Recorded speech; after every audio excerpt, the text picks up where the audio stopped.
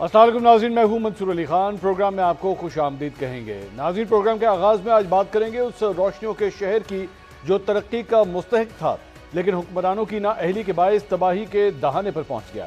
یہ شہر کبھی دہشت گردی سے لہو لہان تھا، کبھی بدامنی کی لپیٹ میں تھا اور آج بارش کے پانی میں ڈوب کر اپنی بقا کی جنگ لڑ رہا ہے۔ نالوں پر قبضے، غیر قانونی تعمیرات اور نکاسی آب کے نظام کی عدم فراہمی نے کراچی کو ایک ڈوبتی کشتی بنا دیا ہے۔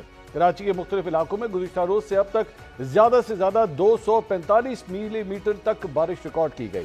یہ محض بارش نہیں تھی بلکہ ایک کڑا امتحان تھا، انتظامیہ کے دعووں کا، حکومتی وعدوں کا اور ان تمام نعروں کا جو ہر الیکشن سے قبل شہریوں کو سنائے جاتے ہیں۔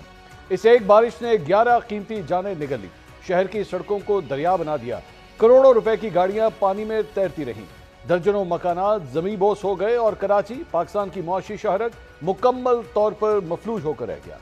لیکن افسوسناک بات یہ ہے کہ اس تباہی کے بعد بھی وہی پرانا منظرنامہ دہرایا گیا۔ 17 سال سے سندھ میں مسلسل اقتدار میں موجود پیپلز پارٹی کے وزیر اعلیٰ سے لے کر میئر کراچی تک سب نے ایک بار پھر اپنی ذمہ داریوں سے راہ فرار اختیار کی۔ بجائے اس کے کہ اپنی ناکامی کا اعتراف کیا جاتا، ملبہ ایک بار پھر موسمیاتی تبدیلیوں پر ڈال دیا گیا۔ یہ ماحولیاتی تبدیلی ہے، جب بھی بارش اتنی ہوتی ہے آپ کی فلڈنگ ہوگی۔ گلوبل وارمنگ، کلائمیٹ چینج ایک حقیقت ہے۔ دنیا بھر میں آپ دیکھ رہے ہیں جو موسمیاتی تبدیلی ہے وہ کسی بھی حکومت کے لیے، کسی بھی ریاست کے لیے، کسی بھی انتظامیہ کے لیے کتنا بڑا چیلنج ہے۔ یہ جو کلائمیٹ چینج کی وجہ سے پوری کی پوری موسمی تبدیلی اتنی شدید ہو گئی ہیں کہ آپ جج نہیں کر سکتے کہ آپ نے کس حد تک جا کے اپنے نظام کو ٹھیک کرنا ہے۔ ناظرین، سندھ میں 17 سال سے حکومت کرنے والوں کے بیانات اور جواز آپ نے سن لیے۔ بات کرتے ہیں ان کی جو خود کو کراچی کا اصل نمائندہ کہتے رہے، متحدہ قومی موومنٹ۔ کبھی شہر قائد کی سب سے بڑی سیاسی طاقت سمجھی جانے والی ایم کیو ایم حالیہ الیکشن میں قومی اسمبلی کی 15 نشستیں جیتنے کے باوجود بھی کراچی کے مسائل پر محض بیانات کی حد تک محدود رہی۔ آج ایم کیو ایم کے سینئر رہنما ڈاکٹر فاروق ستار نے بھی پریس کانفرنس کی جس میں پیپلز پارٹی کی حکومت پر خوب تنقید کے نشتر چلائے۔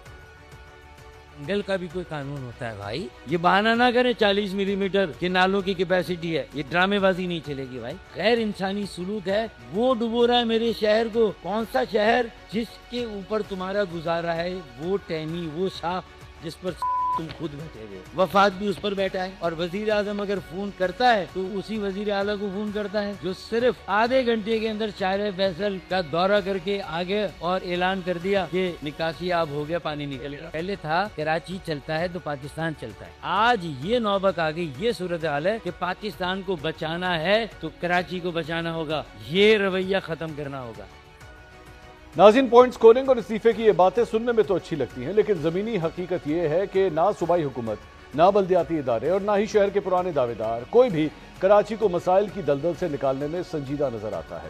ہر سال وہی منظر، وہی کہانی، نالوں کی صفائی اور نکاسی آب کے نظام کے جھوٹے وعدے، اور جب بارش برستی ہے تو ان سب دعووں کی قلیق کھل جاتی ہے۔ کیا پیپلز پارٹی کا 17 سال کا اقتدار اس قابل نہیں تھا کہ کراچی کے نکاسی آب کا نظام درست کیا جاتا؟ کیا اربوں روپے کا بجٹ اس شہر کو سیلابی تباہی سے بچانے کے لیے کافی نہیں تھا؟ کیا اب بھی یہ شہر محض وعدوں اور جھوٹے دعووں کا متحمل ہو سکتا ہے؟ ان تمام سوالوں کے جوابات جاننے کی کوشش کریں گے۔ میئر کراچی مرتضیٰ وہاب صاحب اس وقت ہمارے ساتھ ٹیلی فون لائن پر موجود ہے۔ مرتضیٰ صاحب، بہت بہت شکریہ، آپ نے وقت نکالا۔ شہر قائد میں بارش کل بھی ہوئی، آج بھی ہوئی، آگے بھی پریڈکٹڈ ہے، فوٹیجز تو تمام افراد دیکھ ہی رہے ہیں۔ حکومت کے اوپر بہت زیادہ تنقید ہو رہی ہے کہ صرف ایک بارش نے پورے شہر کو مفلوج کر کے رکھ دیا۔ دیکھیے منصور صاحب، بنیادی طور پر جو سمجھنے کی ضرورت ہے وہ یہ ہے کہ کراچی شہر کا جو ڈرینیج کا ٹوٹل نظام ہے وہ تقریباً کوئی 40 ملی میٹر بارش کو کیٹر فار کر سکتا ہے، اور جو کل ہمارے پاس 12 گھنٹے میں بارش ہوئی وہ کچھ ایریاز میں 235 ملی میٹر ہوئی، جیسے منگو پیر ٹاؤن ہے، گلشن حدید کے علاقے میں 202 ملی میٹر ہے۔ تو بائی اینڈ لارج شہر کے اندر کوئی 170 ملی میٹر سے اوپر بارش ہوئی، یعنی کہ جو آپ کا ڈرینیج کا نظام ہے اس سے کوئی 4 گنا زیادہ یا 5 گنا زیادہ بارش ہوئی ہے، تو اس کا ایک اسپل اوور ایفیکٹ آتا ہے۔ ہم نے نالوں کی صفائی بر وقت کی تھی، اور ہر سال بلدیہ عظمیٰ کراچی جو ہے جو نالوں کے چوکنگ پوائنٹس ہیں، سلج وغیرہ ہے، اس کو کلیئر کرتا ہے، ڈی سلٹنگ کرتا ہے۔ اس سال بھی ہم نے وہ تمام چیزیں کی، اور تقریباً کوئی 30,24,000 کیوبک فٹ ہم نے جو سلج ہے اس کو نکالا، جس کی وجہ سے نالوں نے اچھا پرفارم کیا۔ اور آپ نے دیکھا کہ اتنی بارش ہونے کے باوجود ہم بارش رکنے کے چند گھنٹوں بعد اپنی میجر شاہراہوں کو کلیئر کرنے میں کامیاب ہو پائے تھے۔ جو ایشو آیا وہ ہمیں یہ آیا کہ جو دوپہر کا سپیل تھا وہ نان سٹاپ تقریباً کوئی 5 گھنٹے کے لیے چلتا رہا، اور ان 5 گھنٹوں کے دوران جو ٹریفک کنجیشن ہے اس طرح کے مسائل جیسے چیزیں فردر ایگریویٹ ہو گئی۔ جیسی بارش کا سپیل رکا we were able to overcome the situation, اور وہی شارع فیصل جس کی ویڈیوز سوشل میڈیا پہ یا ٹیلی ویژن چینلز پہ دکھائی جا رہی تھی کہ وہاں پر گاڑیاں پھنس گئی ہیں اور 2-2, 3-3 فٹ پانی ہے، اسی مقام کو ہم نے 10:30-11 بجے آنورڈز کلیئر کر دیا تھا اور ٹریفک موو کرنا شروع ہو گئی تھی۔ اور رات بھر ہم سب خود فیلڈ میں موجود تھے، میں خود فیلڈ میں موجود تھا، تمام جو بلدیاتی نمائندے ہیں وہ فیلڈ میں موجود تھے اور کام کر رہے تھے، جس کی وجہ سے میں یہ سمجھتا ہوں کہ اتنی میجر بارش کی سچویشن کو ہم ٹیکل کرنے میں کامیاب ہو پائے۔ آج پھر بارش چونکہ ایکسپیکٹڈ تھی اور زیادہ شدت کے ساتھ ایکسپیکٹڈ تھی، تو حکومت سندھ نے پھر مناسب سمجھا ہماری تجویز پہ کہ آج جو ہے وہ عام تعطیل کا اعلان کر دیں۔ جو موجودہ صورتحال ہے منصور صاحب، اس میں عملہ ہمارا گراؤنڈ پر موجود ہے، اور جہاں جہاں سے ہم کو کوئی شکایت موصول ہو رہی ہے اس کو ہمارا عملہ ایڈریس کر رہے ہیں۔ مرتضی صاحب، آپ نے یہ فرمایا کہ آپ نے سچویشن کو ٹیکل کرنے میں آپ یا آپ کی انتظامیہ جو ہے وہ کامیاب ہو گئی ہے، لیکن ایم کیو ایم رہنما فاروق ستار صاحب جو ہیں وہ آپ کے استعفے کا مطالبہ کر رہے ہیں۔ آج انہوں نے پریس کانفرنس بھی کی ہے، آپ کو چیلنج کیا ہے کہ ایم کیو ایم کے سابقہ جو 2 میئر ہیں اور آپ آ جائیں، مناظرہ کر لیتے ہیں، بحث کر لیتے ہیں کہ کراچی کے لیے کس نے کیا کام کیا ہے۔ وہ میں سمجھتا ہوں کہ فاروق ستار صاحب کا یہ جو ڈیمانڈ ہے وہ اس کی بیسک وجہ یہ ہے کہ آج سے چند روز پہلے میں نے یہ کہا تھا کہ فاروق ستار صاحب اب ریٹائر ہو جائیں۔ 1987 میں وہ کراچی کے میئر تھے، تو باقی اگر موازنہ کرنا ہے، کوئی ساتھ بیٹھ کے بات کرنی ہے تو میں تیار ہوں۔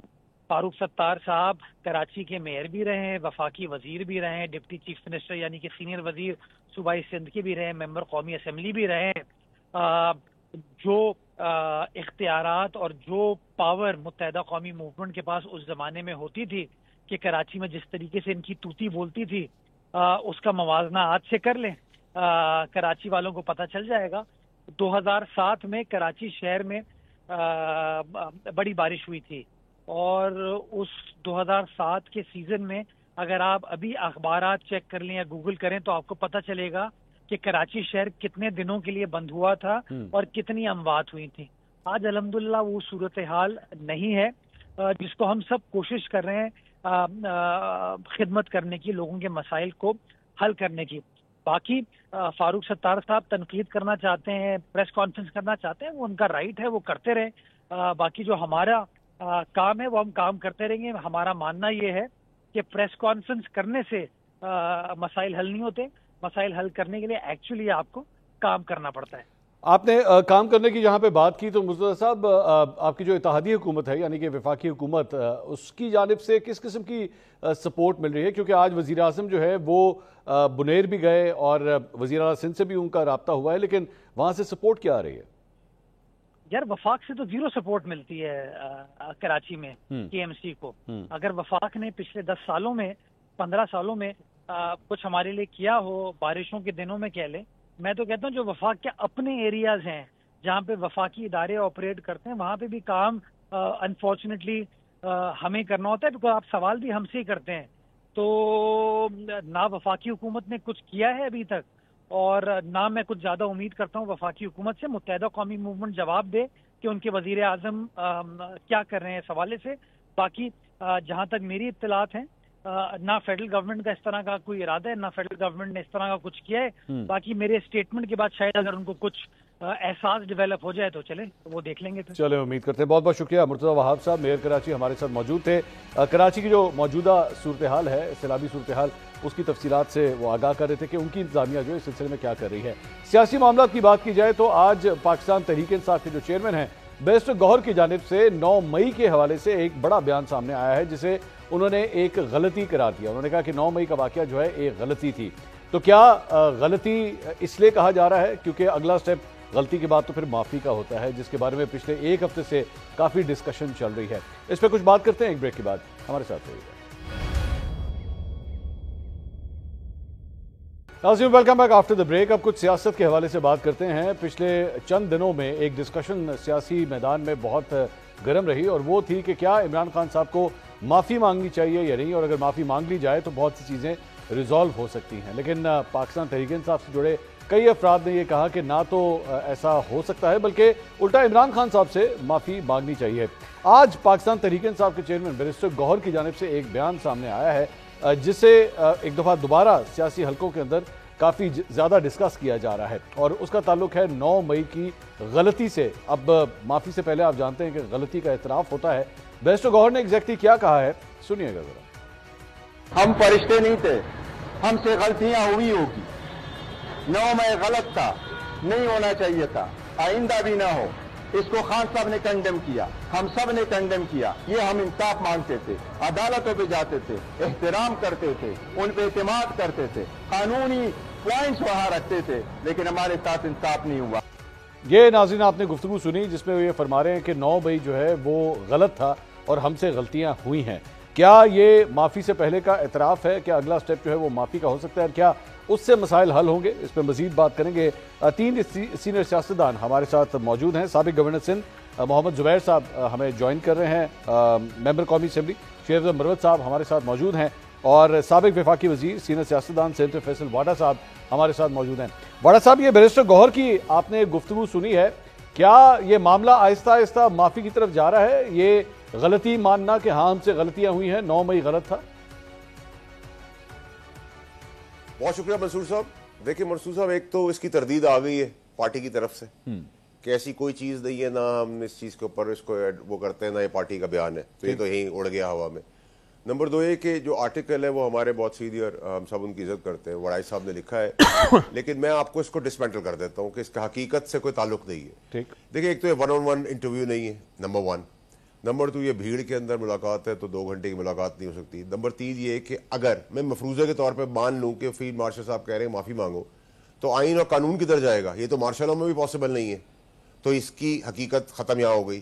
اور دوسری طرف مفروضے کے طور پہ میں مان لوں کہ عمران خان صاحب معافی مانگیں گے، تو کیا عمران خان صاحب مان لیں گے، ایڈمٹ کر لیں گے کہ انہوں نے یہ کرمنل کام کیا ہے 9 مئی کا؟ تو یہ بھی پریکٹیکلی پاسبل نہیں ہے۔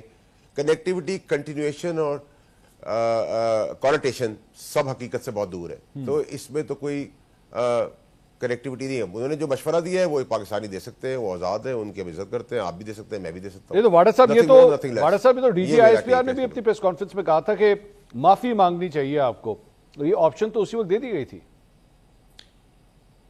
نہیں دیکھیں منصور صاحب، وہ تو وہ معافی کا جو سلسلہ ہے، یا وہ اس معافی کا جس کا آپ ذکر کر رہے ہیں D G I S P R کی طرف سے، وہ جیسے آپ کہتے ہیں کہ بھائی آپ اگر سیاست کرنا چاہتے ہیں تو معافی مانگے، ایسے کام سے توبہ کریں، ڈز اٹ مین کہ وہ آئین و قانون سے بالاتر ہو کے سب کی معافی ہو جائے گی اور سب صبح حکومت میں آ جائیں گے یا سیاست کرنے آ جائیں گے؟ نو، اٹس ناٹ پریکٹیکلی پاسبل۔ اس کی کونوٹیشن کچھ اور ہے، وہ کسی اور پیرائے میں بات ہوئی ہے، nothing to do with the cases اور اینی تھنگ ایلس۔ ٹھیک، مروت صاحب، یہ اب ظاہری بات ہے آپ تو خود بھی پاکستان تحریک انصاف کا حصہ رہے ہیں، تو کیا یہ معاملہ جو ہے وہ معافی کی طرف جائے گا الٹیمیٹلی، یا اس کے بغیر بھی آپ سمجھتے ہیں کہ عمران خان صاحب کے پی ٹی آئی کے مسائل حل ہو سکتے ہیں؟ بہت شکریہ۔ واوڈا صاحب جو ہیں وہ معافی کی نٹی گٹی میں چلے گئے ہیں۔ یہ تو on record D G S P R نے 3 دفعہ جو ہے وہ معافی ڈیمانڈ کی ہے، اور یہ جو ابھی بات آئی ہے آئی ایس پی آر کی طرف سے تو اس کی کوئی تردید نہیں ہوئی ہے کہ جی اس طرح کوئی بیان نہیں کیا گیا ہے۔ جہاں تک معافی کا تعلق ہے، جو بیرسٹر گوہر صاحب کا بیان ہے میں نے اس کو سنا ہے، اس میں تو دوسری رائے پی ٹی آئی کے سینئر قیادت کی صفوں میں ہے ہی نہیں کہ 9 مئی جو ہے اس کو خان نے بھی کنڈیم کیا تھا، 9 مئی نہیں ہونا چاہیے تھا، 9 مئی اگر پاکستان کی تاریخ کے پنے پہ نہ آتا شاید پی ٹی آئی بھی اس مقام پہ نہ کھڑی ہوتی۔ اور 9 مئی میں جو ملٹری انسٹالیشنز پہ اٹیک ہوئے ہیں اور جو الزام پی ٹی آئی پہ درا جا رہا ہے، اسی کی معافی طلب کی جا رہی ہے۔ میں تو بیرسٹر گوہر صاحب پہ تو ابھی پارٹی نے بلا سوچے سمجھے اس کی تردید کر دی ہے۔ بیرسٹر گوہر صاحب نے یہ نہیں کہا ہے کہ ہمیں معافی مانگنی چاہیے، انہوں نے وہی بیانیہ دہرایا ہے جو خان کا تھا، اور پارٹی میں ایسی قیادت موجود ہیں جو 9 مئی کے حوالے سے چاہتے ہیں کہ پارٹی جو ہے وہ خود اپنے تئیں ایک موقف دے. ٹھیک. میں یہ سمجھتا ہوں کہ جہاں تک معافی کا تعلق ہے یہ تو بالکل واضح ہے کہ موجودہ وقت میں پی ٹی آئی اور اسٹیبلشمنٹ میں انا کی جنگ ہے. اچھا. یہ بالکل ذاتیات کی جنگ ہے اور یہ ایسے ماحول میں اگر معافی کا تقاضا ہوتا ہے تو سمجھ آتی ہے. باقی رہی بات عدالتوں سے چھوڑنے کی چھڑوانے کی وہ ہم سب کو علم ہے کہ چھڑوانا اور چھڑوانا جو ہے وہ بڑا ہی اب آسان ہے. ٹھیک. تو لہذا میں سمجھتا ہوں جہاں تک خان یہ باتیں خان سے پہلے بھی ہماری ہوئی تھی, یہ معافی ڈسکس ہوئی تھی اور خان جو ہے وہ تو بالکل ہتے سے ہی اکڑ جاتا ہے جب یہ الفاظ سنتا ہے. اچھا. وہ تو بالکل روادار ہی نہیں ہے بلکہ وہ تو کہتا ہے کہ ثابت کر دو مجھ پہ تو میں معافی مانگتا ہوں. اچھا. اور میرا خیال ہے اس موقف میں کوئی غلطی بھی نہیں ہے. دوسری بات یہ نا کہ معافی کے ساتھ آپ کیا ڈیل دے رہے ہیں, کیا معافی کے ساتھ جو ہے وہ 26 نومبر کی بھی کوئی معافی ہوگی, کیا جو مینڈیٹ کیا ہے اس کی واپسی کا بھی کوئی طریقہ نکلے گا, جو کیسز درج ہوئے ہیں. تو لہذا صرف ایک طرف سے معافی مانگنا جو ہے ایسے حالات میں جب یہ علم نہ ہو کہ اس کا بدلہ کس صورت میں دیا جائے گا, میں یہ سمجھتا ہوں کہ ابھی اپوزیشن لیڈر کے طور پہ محمود خان اچکزئی صاحب جو ہیں وہ میں سر آتا ہوں, میں مروت صاحب اس کے اوپر آتا ہوں. میں ذرا زبیر صاحب سے پوچھ, زبیر صاحب آپ نے مسلم لیگ نون کے ساتھ وہ وقت گزارا جب اسٹیبلشمنٹ کے ساتھ جو ہے وہ رابطوں کا سلسلہ جاری تھا. As a matter of fact میرے خیال میں آپ نے تو وہ خود ایک میڈیٹر کا کردار بھی آپ نے ادا کیا. جو کرنٹ سچویشن ہے, ابھی آپ نے واڈا صاحب کی گفتگو سنی, انہوں نے کہا کہ جناب یہ تو بات ہی کوئی نہیں ہے, یہ تو مطلب یہ ٹاپک جو ہے وہ ٹیبل پہ موجود ہی نہیں ہے ڈسکشن کرنے کے لیے. تو پھر بیرسٹر گوہر کی جو آج گفتگو ہے میرے لیے کم سے کم سرپرائزنگ تھی, جس میں وہ یہ کہہ رہے ہیں کہ ہاں ہم سے غلطیاں ہوئیں, 9 مئی یہ غلط تھا, جو ہم سے, اور ہم کوئی فرشتے نہیں ہیں. Why do I have this feeling کہ یہ آہستہ آہستہ چیز ایکچولی اسی طرف جا رہی ہے؟ دیکھیں میں تو بالکل کلیئر ہوں منصور اس بات پر کہ یہ جو اس وقت جو جنگ کا ماحول ہے اسٹیبلشمنٹ میں اور عمران خان میں, اس میں کوئی معافی تلافی سے کچھ بھی نہیں آگے بات پڑے گی. ٹھیک, عمران خان کے لیے کوئی سپیس نہیں, اور عمران خان کو ٹریپ کر کے اگر معافی منگوائی بھی جاتی ہے تو عمران خان کو کچھ بھی نہیں ملے گا. اس ایڈمنسٹریشن میں, اس سسٹم میں عمران خان کے لیے 1 سینٹی میٹر کی بھی گنجائش نہیں. کیوں ہوگی؟ مطلب ایک کامن سینس ہے, ایک بچہ بھی بتا دے گا. ایک حکومت بیٹھی ہوئی ہے اس وقت, اور اس سے زیادہ اچھی حکومت, تابعدار حکومت نہیں ہو سکتی. وزیر اعظم بیٹھے ہیں جنہوں نے کوئی فیصلہ ہی نہیں کرنا, سب کچھ وہاں چھوڑ دیا ہے. فوج پر, فورن پالیسی سے لے کے ہر چیز, گورننس اور تمام چیزیں. تو وہ اتنی پلانٹ قسم کی کابینہ یا پارلیمنٹ نہیں ملے گی. وہ اس لیے کیونکہ ظاہر سی بات ہے کوئی میرا خیال ہے 20-25 سے زیادہ کوئی پیپلز پارٹی کو چھوڑ کے میں بات کروں, پی ایم ایل این کی بات کر رہا ہوں, جو اپنے جیت کے نہیں آئے ہوئے اور ان کو پتا ہے وہ اسٹولن مینڈیٹ پر بیٹھے ہوئے. تو عمران خان کو لا کے تمام سسٹم کو چیلنج کروانا کوئی سینس بنتا ہے؟ کیوں کروائیں گے؟ عمران خان. زبیر صاحب آپ تو ایک سٹیپ اور آگے چلے گئے نا, مطلب آپ یہ کہہ رہے ہیں ان کو لانا, میں تو صرف بات کر رہا ہوں کہ ایشوز کو ریزالو کرنا. کیا ایشوز ریزالو نہیں ہو سکتے؟ ایشوز کو ریزالو کرنے کا ایک ہی طریقہ ہے. ایک جب معافی کی بات کی تھی جو سہیل وڑائچ صاحب کے ذریعے پہنچی تھی کہ اگر فیلڈ مارشل نے یہ کہا تھا, میرا خیال ہے اس کا جو صحیح طریقہ, 2 طریقے ہو سکتے ہیں. ایک تو جو شاہد خاقان بہت عرصے سے کہتے رہے ہیں ٹروتھ اینڈ ریکنسلیشن, بیکاز معافی ایک طرف سے کیوں ہوگی؟ جو اتنی بھاری بھرکم حرکتیں کرتے رہے ہیں پی ایم ایل این یا پی پی پی, انہوں نے کوئی چیز کی معافی نہیں مانگی. معافی کا مطلب کیا ہے کہ آپ out side the judicial process ایک کہہ رہے ہیں کہ تمام لوگ آئیں, تمام میجر پولیٹیکل پارٹیز اپنے اپنے جو غلطیاں, بڑی غلطیاں, اس کو ایڈمٹ کریں تاکہ وہاں سے بات, جیسے ساؤتھ افریقہ میں ہوا تھا. یا تو وہ ہو سکتا ہے طریقہ, یا دوسرا ایک ہی آپشن ہے جیسے فیصل وارڈن نے کہا کہ بھائی وہ معافی مانگ لیں گے تو کیوں ان کی چھوٹ ہوگی بھائی؟ کیا اس کا مطلب ہے کہ ان کی کنوکشنز یا ان کو جو جیل میں رکھا ہوا ہے غلط رکھا ہوا ہے, پولیٹیکل بنیاد پر رکھا ہوا ہے؟ سو اور تیسرا تو طریقہ ہے ہی نہیں کہ جی آپ ایک بہت بڑے لیڈر کو اس بات پر کہ وہ کہے کہ میں معافی مانگتا ہوں, میں نہیں کی, اور ان کے سارے کیسز واپس ہو جائیں اور وہ باہر آتے ہیں. I don't think so. At least I will support that. اچھا واڈا صاحب, ظاہری بات ہے سہیل وڑائچ صاحب کے کالم کو جو ہے وہ بہت سے لوگ اس نظریے سے بھی لے رہے ہیں کہ جناب یہ ایک میسیجنگ آئی ہے. As a matter of fact Zubair sahab نے اس کے اوپر ٹویٹ بھی کیا ہوا تھا کہ جناب this time by Sohail Waraich but spectacularly failed, کہ جناب جیسے سہیل وڑائی صاحب کے ذریعے میسج آیا. خیر آپ نے اپنے پہلے جواب میں تو یہ کہہ دیا کہ نہیں اٹس نتھنگ لائک دیٹ، لیکن اگر فیصل واڈا صاحب کا ایک کالم لکھیں، فیصل واڈا صاحب موجودہ صورتحال پہ لکھیں اور ظاہری بات ہے کوئی پاکستان تحریک انصاف کو تجویز کرنا چاہیں، what would that be؟ منصور صاحب دیکھیں، آپ ایک بڑے قابل اور سمارٹ جرنلسٹ ہیں اور آپ نے مجھے ایسی سوال کی بال ماری ہے کہ وہ یوکر ہے، میرے پیروں پہ لگ سکتی ہے، میری وکٹ پہ لگے گی. تو میں آپ کو صرف یہی کہوں گا کہ منافق جتنے بھی ان کے لیڈرشپ ہے جو کمپرومائز ہے، جنہوں نے 10 سینٹ کی سیٹوں کو بیچ کے 5 کیا اور 5 میں مراد سعید کو ڈال کے 4 کر دیا، کہ مراد سعید تو سامنے آئے گا نہیں تو وہ سیٹ بھی جائے گی. تو یہ کمپرومائز لیڈرشپ جو ہے جو ضامن ہے نون لیگ کی، اور مروت صاحب جیسے تگڑے لوگ جو ووکل ہیں، جو دمدار ہیں، وہ سائیڈ لائن اسی لیے ہوتے ہیں، اور وہ ہمارے جیسے لوگ بھی سائیڈ لائن اس لیے ہوتے ہیں کہ وہ سیدھی بات کرتے ہیں، وہ کراؤڈ کو پل کرنا جانتے ہیں، نیریٹو کو بنانا جانتے ہیں، ایک اچھی فضا کھڑی کرنا جانتے ہیں، تو وہ سائیڈ لائن ہو جاتے ہیں. یہ منافقوں کا ٹولہ ہے، اسے جان چھڑائیں، ورنہ عمران خان صاحب کی جان کو، ان کی سیاستوں، اور پاکستان میں پی ٹی آئی کی لوگوں نے عمران خان کو بڑی کامیابی سے جیل میں رکھا ہوا ہے. اور یہ آپ آج جو گڈھا پور بھی جو موجود ہے وہ عمران خان کے دم پہ نہیں ہے سیاسی طور پہ، وہ گورنمنٹ کے دم پہ کھڑا ہوا ہے، کہ عمران خان صاحب کی طرف سے تو چھٹی ہو جانی چاہیے. جس قسم کی تباہی، کرپشن، ویلنگ ڈیلنگ ہو رہی ہے، اس حساب سے پی ٹی آئی کے چیئرمین کو کیا ملا ہے؟ کچھ بھی نہیں ملا، زیرو. تو اس حساب سے میں دیکھتا ہوں کہ عمران خان صاحب کو جانتے ہوئے 16-17 سال ان کی چھٹی ہونی چاہیے، لیکن وہ تگڑے کیوں ہیں؟ کیونکہ گورنمنٹ کا کھڑی ہے، کیونکہ گورنمنٹ کے ضابط ہی پوری پی ٹی آئی کی لیڈرشپ ہے. نمبر 1.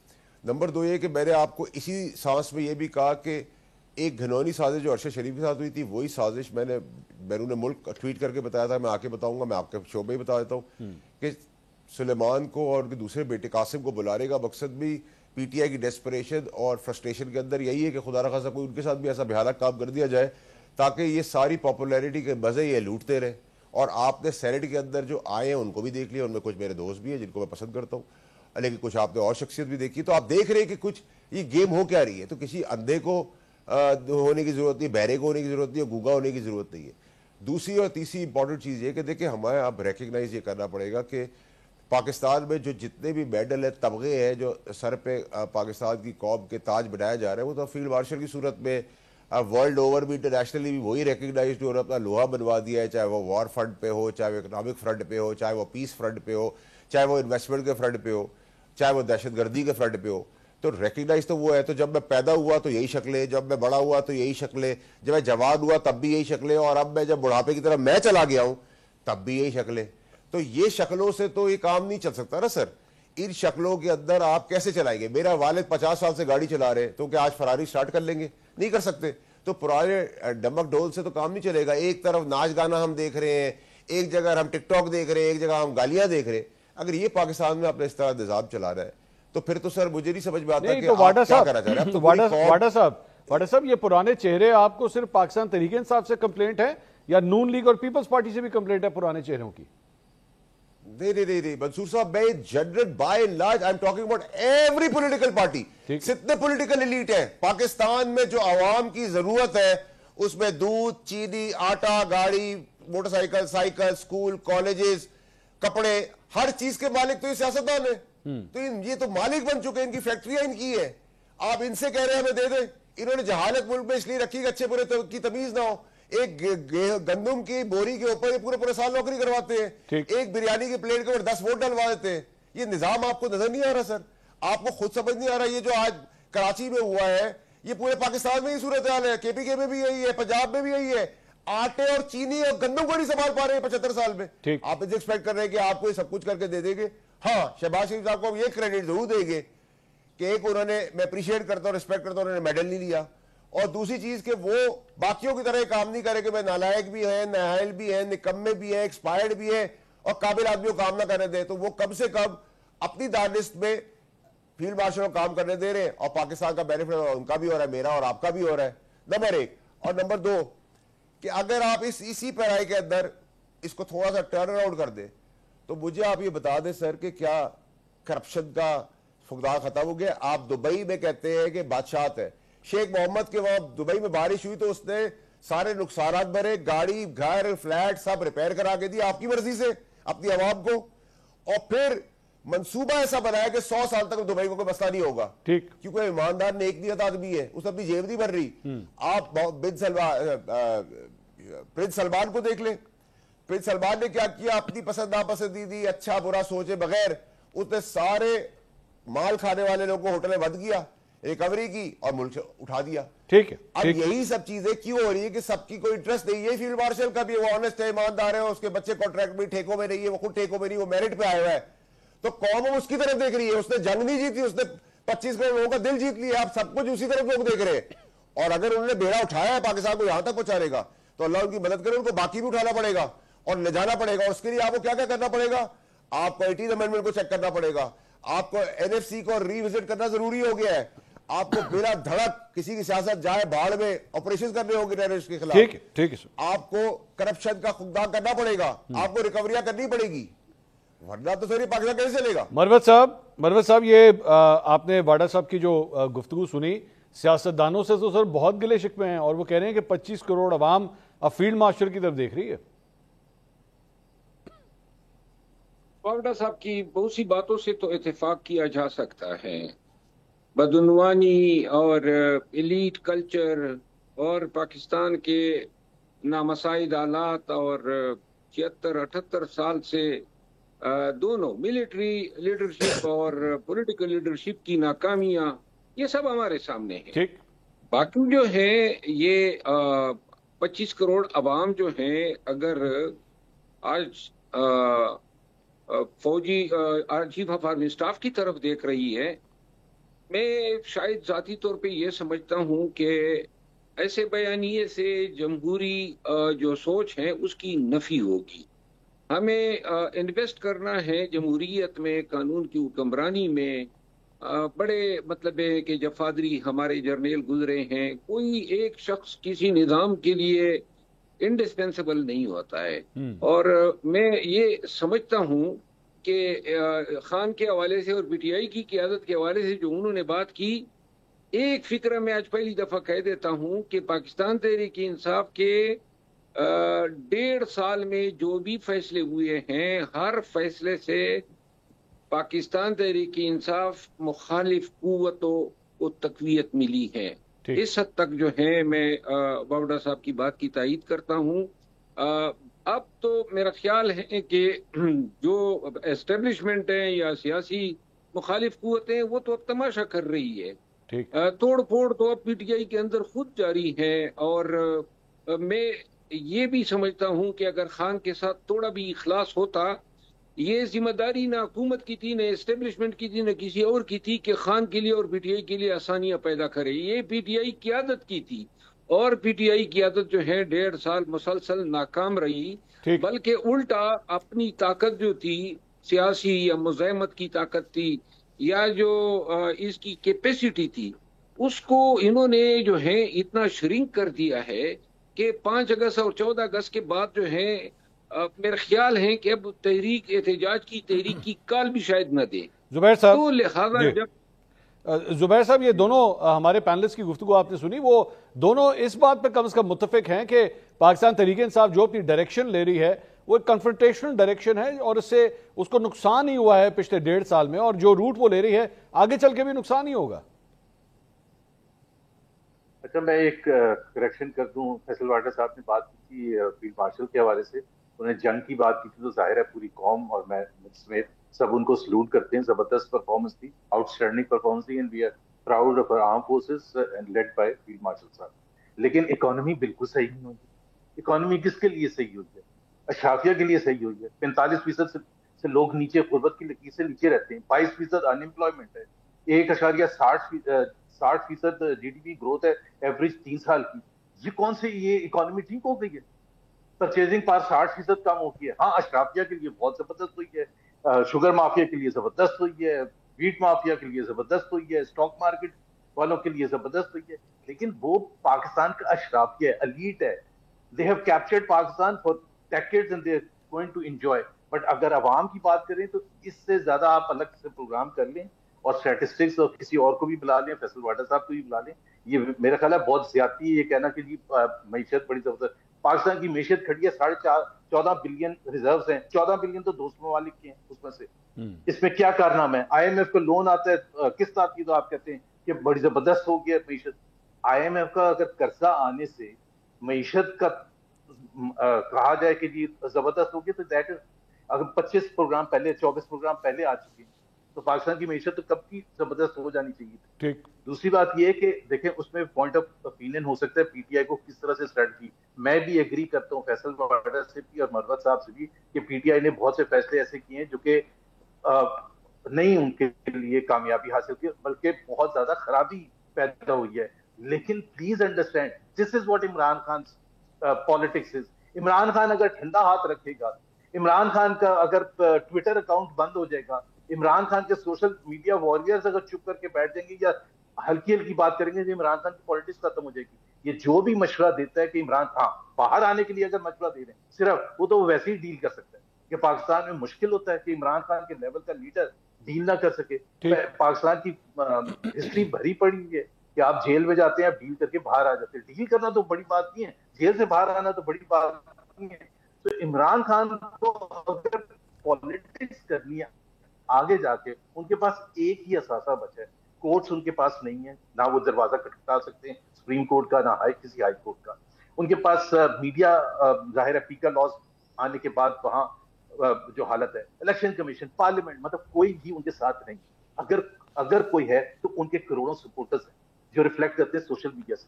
اگر ان کو بھی اگر آپ نے خاموش کروا دیا تو عمران خان کی پالیٹکس ختم ہو جائے گی. اگر آپ ٹرمپ کو کہیں کہ وہ بائیڈن کی طرح بن جائے تو ٹرمپ ختم ہو جائے گا. You have to understand what is his strength. Vawda sahab سے واڈا صاحب, زبیر صاحب کا بڑا انٹرسٹنگ ٹیک ہے سر, ذرا اس پہ خان صاحب جب چاہیں ڈیل کرنا چاہیں تو وہ کر سکتے ہیں.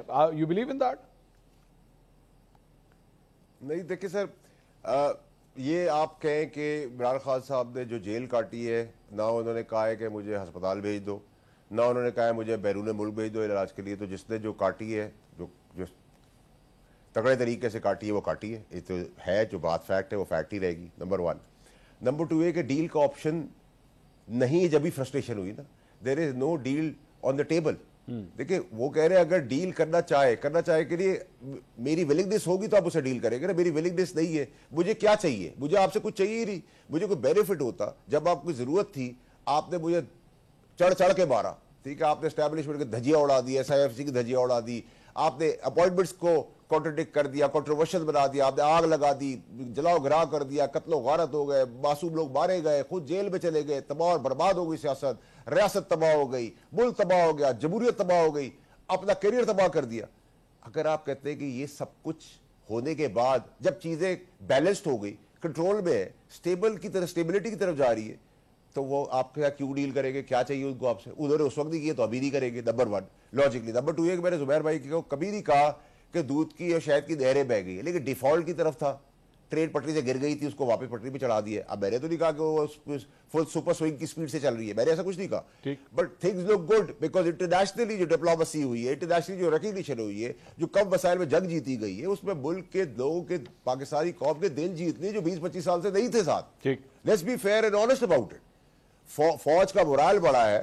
جس جہازوں میں ہم بیٹھے ہیں جا کے, وہ جس بھی برانڈ کے تھے ان کی billions and billions of dollars کی انکریز ہوگی. تو اگر ہم کسی کی چیز کے اوپر بیٹھ کے اس کو بینیفٹ دے سکتے تو ہم اپنا بھی تو بینیفٹ دیکھیں گے. اور دیکھ رہے ہیں آج پاکستان کے ساتھ جو سپر پاور جس طرح خطے میں ریئیکٹ کر رہی ہے, اور پاکستان کے ساتھ جس طرح ڈیل کر رہی ہے, اور جس طرح انڈیا کو منہ توڑ شکست ہو رہی ہے, اس کا سہرا بھی تو ڈپلومیسی کا. ادھر تو بندوق اور گولے نہیں چلائے نا, وہ تو قابلیت ہے چیف کی. تو جس قابلیت کے تحت اگر آپ نہیں کام کریں, میں نہیں کر رہا, زبیر صاحب نہیں کرے, مروت صاحب نہیں کرے, اور آپ کا کیمرہ مین کام کر لیتا ہے یا آپ کا کوئی سینئر کام کر لیتا ہے, تو آپ کو اس میں بھی تکلیف ہے. یعنی کہ یہ بات ہوئی میں نااہل بھی ہوں, میں نکبہ بھی ہوں, میں نالائق بھی ہوں, میں چور بھی ہوں, میں بے ایمان بھی ہوں, لیکن میں تمہیں بھی کام نہیں کرنے دوں گا. تو یہ نہیں چلے گا. تو اس میں کریڈٹ شہباز شریف کو دے کے وہ بیک سیٹ میں بیٹھ کے جہاز اڑانے دے دیا پی آئی کا بغیر پہیوں کا, اور وہ برے موسم میں بھی اڑا رہے ہیں, لینڈ بھی کر رہے ہیں اور ٹیک آف بھی کر رہے ہیں. تو جس کا جو کریڈٹ ہے اس کا سب کو فائدہ اٹھانا چاہیے. زبیر صاحب کامنٹ کرنا چاہ رہے ہیں. گو ایڈ زبیر صاحب پلیز.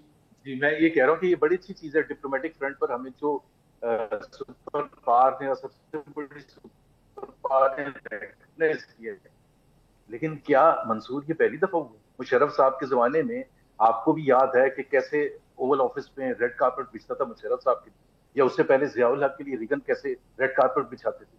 کیا آج پاکستان مڑ کے دیکھتا ہے کہ پاکستان کے عوام کو کوئی فائدہ ہوا تھا؟ وہ ایک آپ بالکل وہ ڈپلومیٹک جنگ لڑیں, لیکن اگر آپ پاکستان کو فکس نہیں کریں گے, پاکستان کا ایجوکیشن کا نظام, ٹیکس کا نظام, انرجی کا نظام, اپنی ہیلتھ کا نظام, اگر اس کے انڈیکیٹر سب سہارن افریقہ کے برابر ہوں گے اور آپ سمجھیں گے کہ جی ہم وہاں ڈپلومیٹک فرنٹ پر ہمیں بڑی کامیابی ہے, یہ تو پہلے بھی ملی تھی. آج پاکستان کہاں کھڑا ہے؟ سب سے پیچھے کھڑا ہے, سب سے پیچھے کھڑا ہے. کمبوڈیا, ویتنام, انڈیا, بنگلہ دیش, سری لنکا سب سے پیچھے. افغانستان کے برابر ہیں ہم as far as human development indicators are. That is the happiness of the بہت شکریہ, بہت شکریہ محمد زبیر صاحب, شیخ مروت صاحب, سینیٹر فیصل واڑا صاحب. ناظرین, پاکستان تحریک انصاف کی مشکلات حل کس طرح ہو سکتی ہیں, اس کے اوپر ڈسکشن ہو رہی تھی. ایک بریک لے کے, بریک کے بعد دوبارہ حاضر ہوتے ہیں. Stay with us. ناظرین, welcome back after the break. ناظرین, کچھ عرصے سے national cyber crime investigation agency کی طرف سے مختلف گرفتاریاں کی جا رہی ہیں, لیکن حال ہی میں سعد الرحمان المعروف ڈکی بھائی کو گرفتار کیا گیا. ابتدائی تحقیقات کے بعد مختلف انکشافات ہوئے ہیں اور پتہ چلا ہے کہ کیسے پاکستان میں بچوں کے ذہنوں کو سوشل میڈیا کے ذریعے خراب کیا جا رہا ہے اور کیسے پاکستان میں جوئے جیسی برائی کو پھیلایا جا رہا ہے. لیکن لگتا ہے کہ ڈکی بھائی کی گرفتاری کے بعد معاملہ یہاں پر رکے گا نہیں, بلکہ اور کئی لوگ جو سوشل میڈیا پر ایسی سرگرمیوں میں ملوث ہیں ان کے گرد بھی گھیرا تنگ کیا جائے گا. مستقبل میں ان عناصر کو قابو کرنے کے لیے ادارہ کیا کرنے جا رہا ہے, اس حوالے سے ہم نے بات کی national cyber crime investigation agency کے ایڈیشنل ڈائریکٹر محمد سرفراز چودھری سے. چوہدری صاحب السلام علیکم. السلام ورحمۃ اللہ وبرکاتہ. خیریت سے ہیں آپ؟ الحمدللہ. چوہدری صاحب, سب سے پہلے I want to talk about Ducky Bhai. کیا کیس ہے ڈکی بھائی کے خلاف؟ ایکچولی جون کا مہینہ تھا, 2 ماہ پہلے کی بات ہے. ٹھیک ہے. کہ میں اور ہماری ٹیم کچھ ریسرچ کر رہی تھی چیزوں پہ. اچھا جی. ہمارے جو ڈائریکٹر جنرل NCC آئی ہیں وردی, سید وقار الدین صاحب, ٹھیک, ان سے ہم نے ڈسکس کیا. انہوں نے ہمیں انسٹرکشنز دیں. میں نے ایک کوشچن کیا کہ یہ جو گیمبلنگ ہے نا, جوا جو ہو رہا ہے جی, یہ جو بچوں میں پھیل چکا ہے, یہ میرے لیے تکلیف دہ ہے. ٹھیک ہے. کچھ واقعات ہوئے پچھلے کچھ عرصہ میں. میں کیونکہ ایک ریسرچ کے اسٹوڈنٹس کو پڑھاتا بھی رہا ہوں, تھوڑا سا میں نوکری کے ساتھ ساتھ چیزوں کو ڈیپلی آبزرو کرتا ہوں. ٹھیک. تو میں نے اسی آبزرویشن میں کچھ بچوں کو جو انٹرویو کیا تو مجھے بڑا افسوس ہوا. منصور بھائی, آپ جب بچے تھے یا میں بچہ تھا تو ہم سے بڑے پوچھتے تھے والدین یا کوئی بھی عزیز و اقارب کہ بڑے ہو کے کیا بنو گے. تو مجھے یاد ہے کہ ہمارے دوست سارے ہم کہتے ہوتے تھے موسٹلی کہ کوئی ڈاکٹر بنے گا, کوئی کہتا تھا انجینئر بنوں گا, کوئی کہتا تھا پائلٹ بنوں گا, اور اسی طرح کے. لیکن مجھے افسوس ہوا کہ میں نے بچوں کو یہ جب سنا کہتے ہوئے کہ جی ہم یوٹیوبر بنیں گے, پڑھنے کا کیا ہے, 10ویں پاس کر لیے, نام ہی کریے, جتنے مرضی پیسے. اور وہ ایگزامپلس دیتے تھے. ان چند ایک جس کو اریسٹ کیا ہے ڈکی کو, ان بچوں نے مجھے ہلا دیا کہ یہ تو وہ شخص کہ جی وہ ہمیں گیمبلنگ سکھاتا ہے, وہ ہمیں گاڑیاں دکھاتا ہے, وہ بتاتا ہے کہ جی اس سائڈ پہ جوا کھیلیں.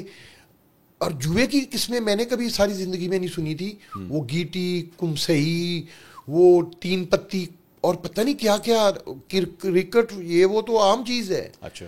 مطلب انہوں نے وہ کتوں کی ریس پہ پیسے, مطلب گھوڑوں کی ریس پہ پیسے.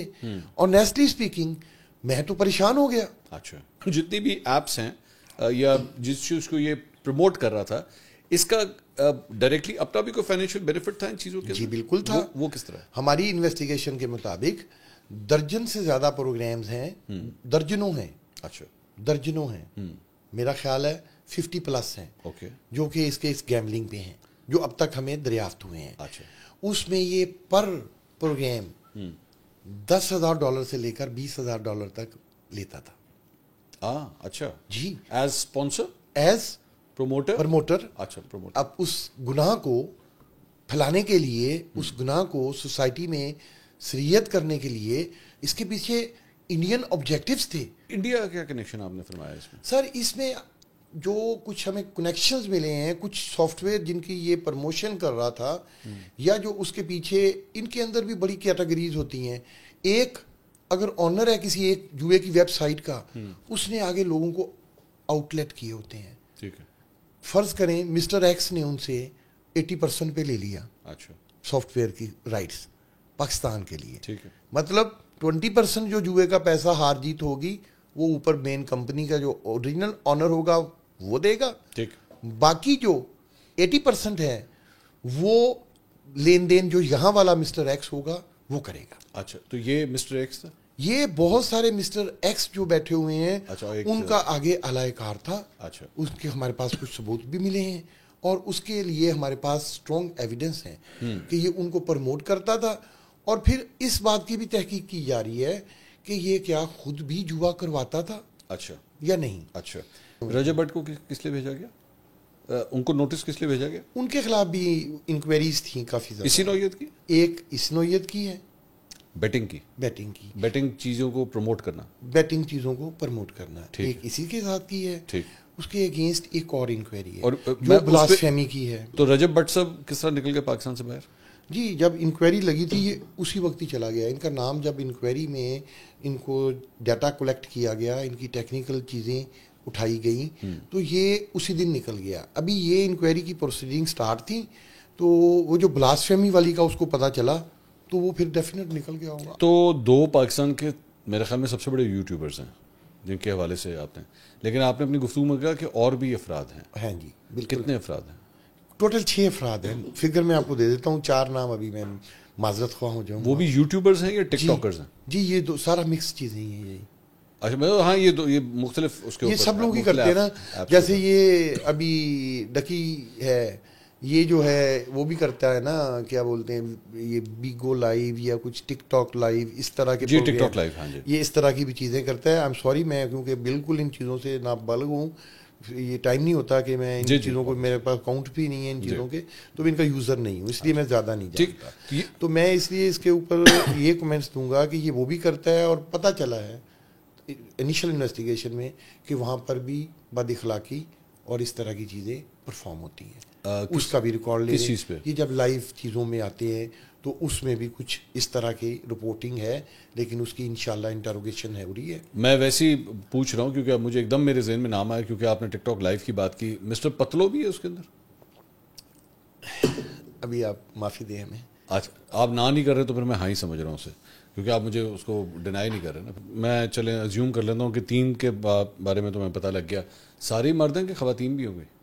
ہیں جی, خواتین بھی ہیں. جی, اب میں ان کے بارے میں بھی کسوٹی شروع کروں؟ نہیں, مجھے بلیک ٹی پینے دیں اور اپنی سحر انگیز گفتگو آپ جاری رکھیں. یہ لیگل ایک ریکوائرمنٹ ہے. لیکن آپ ان کو جو آن اسکرین یا ڈیجیٹل پریزنس ہے وہاں پہ آپ ان کے بارے میں کچھ نہیں کر سکتے. سوری, آپ وہاں پہ مثال کے طور پہ مسٹر پتلو باہر ہے, رجب بٹ باہر ہے, وہ باہر سے بیٹھ کے ویڈیوز بنا رہا ہے, آپ ان کو روک نہیں سکتے, آپ ان کے خلاف کچھ نہیں کر سکتے. جی ظاہر ہے, باہر ہم اس کا یہ کر سکتے ہیں کہ پی ٹی اے جو پاکستان ٹیلی کام اتھارٹی ہے جی, اس کو کہہ کے ان کی سائٹس کو بند کروا سکتے ہیں. وہ پھر آپ سوال کریں گے کہ 2% کا وی پی این انسٹال کریں گے اور لوگ اس کو ایکسیس کر لیں گے.